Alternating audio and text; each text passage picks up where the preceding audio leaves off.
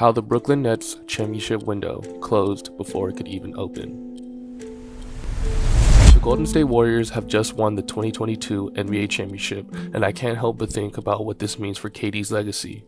We just saw the Warriors capture another chip with another formidable wing in Andrew Wiggins. We knew the Warriors did not need Kevin Durant to win, but this championship just confirms it. While KD probably wishes he was still wearing a Golden State jersey, I will be diving into Durant's tumultuous tenure since joining the Brooklyn Nets and why they will never win a championship. On June 30th, 2019, Kevin Durant announced that he planned to sign with the Brooklyn Nets. Following a devastating Achilles injury in the 2019 NBA Finals, many people believed a healthy Durant-led Warriors would have accomplished a three-peat. He ultimately decided to search for greener pastures by teaming up with Kyrie Irving in Brooklyn and forming their own dynamic duo.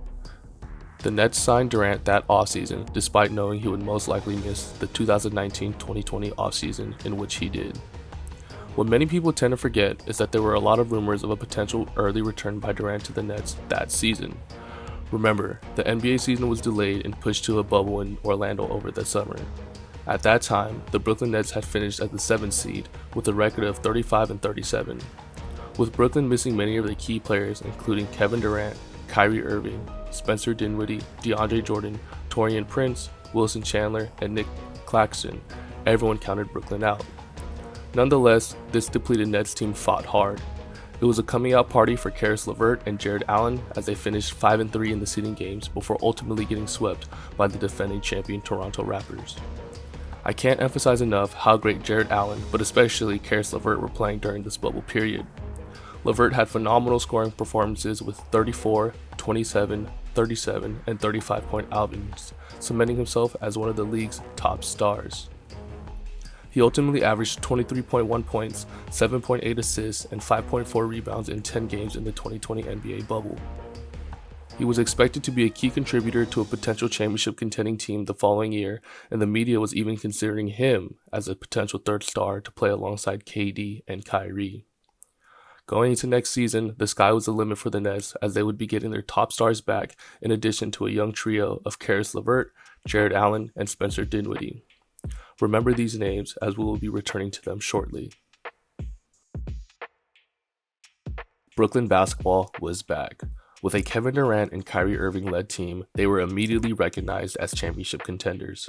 Spencer Dinwiddie had unfortunately torn his ACL in just the third game of the season. The season continued to not start how they anticipated. Off to a 7-6 start, rookie coach Steve Nash was still trying to figure out how to make the most of the star-studded Brooklyn Nets roster. Kyrie Irving was having difficulty staying on the floor, and the Nets were desperately looking for a much-needed boost to bolster their team. I think we all know where we're going with this. The James Harden trade. On January 13, 2021, just after 13 games, it was announced that James Harden would be traded from the Houston Rockets to the Brooklyn Nets in a 4-team trade. While many people thought at the time that adding one of the league's perennial all-stars was a huge upgrade to their roster, it was in fact a significant downgrade long-term. The Brooklyn Nets gave up significant depth by dealing away talented scorer Caris LeVert and rim protector Jared Allen. Not to mention, they also dealt away defensive wing Taurean Prince in addition to 3 first-round picks and 4 first-round pick swaps. A swing for the fences, some may say, but at the time, many called it a no-brainer, pairing James Harden alongside Kevin Durant and Kyrie Irving. What Brooklyn didn't realize was that it takes more than a couple stars to make a championship-caliber team. They soon forgot about LeVert's spectacular bubble run and gave up on a young promising big man in Jared Allen. LeVert was on a team-friendly deal after previously re-signing with the Nets on a 3-year, $52.5 million extension in the 2019 offseason. Jared Allen was due for a contract extension that offseason after his 4-year, $10 million rookie contract was set to expire. If the Nets had chosen to retain Jared Allen, they could have definitely used his defensive presence for their 2020-2021 playoff push.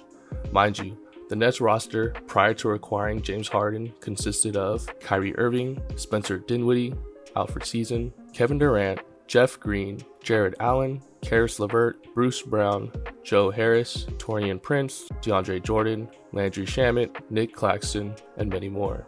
It's disappointing to not have been able to see what this Brooklyn Nets roster could have accomplished in the 2020-2021 NBA season and potentially the future with so much rising young talent.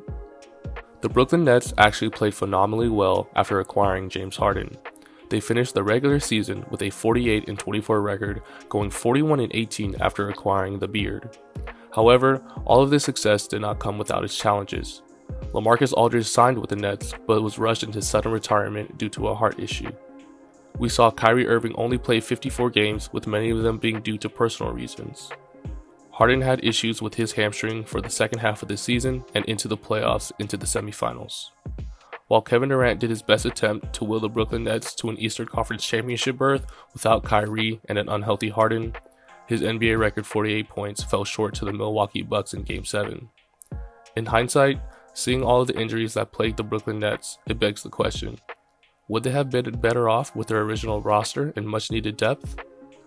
With an injured Kyrie Irving, KD could have relied more on Karis LeVert to carry the scoring and ball handling load while also having significantly better defensive presence in the paint with Jared Allen instead of a DeAndre Jordan or Nick Claxton.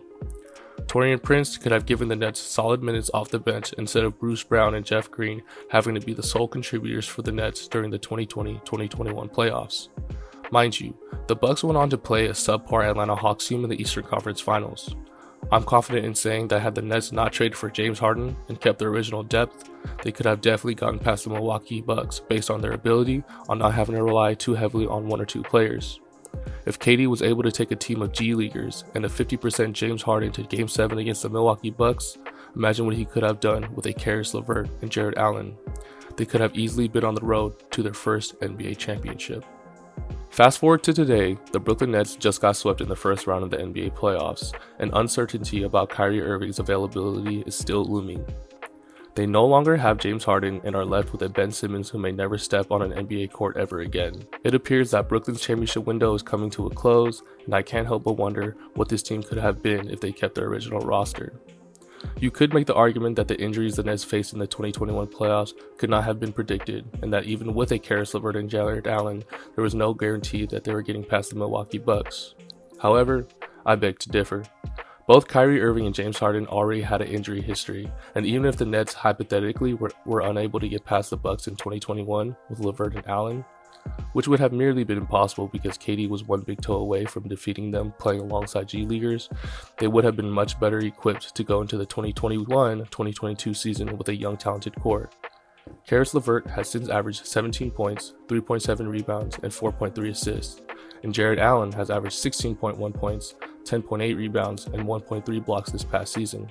Heck, even throw in Spencer Dinwiddie, who was a huge contributor to the Dallas Mavericks playoff run this past year, and he averaged 13.7 points, 4.2 rebounds, and 5.2 assists during the season. Great numbers for supporting cast around Durant, in which his current best teammate outside of Kyrie Irving is Seth Curry. The Brooklyn Nets traded away their entire depth for one star, and are now left digging themselves out of a hole that they dug themselves into.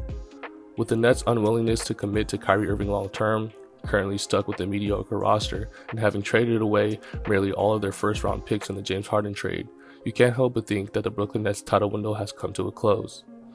Rumors have circulated of KD potentially being interested in playing alongside Ja Morant, as he was the first player selected by him during the All-Star draft and has been outspoken about his praise for Ja. Or maybe even the Phoenix Suns, in which he has historically spoken highly of the city of Scottsdale. Just because the Brooklyn Nets title window has closed, it doesn't mean KD's has. We'll see what KD's next chapter is. Thank you guys so much for tuning in. We really appreciate all of your guys' support. We put a lot of effort into these videos, so we'd really appreciate if you guys wouldn't mind leaving a like down below. Please drop a comment if you agree or disagree, and definitely let us know any other video ideas you guys would like to see made. Make sure to subscribe, and peace out.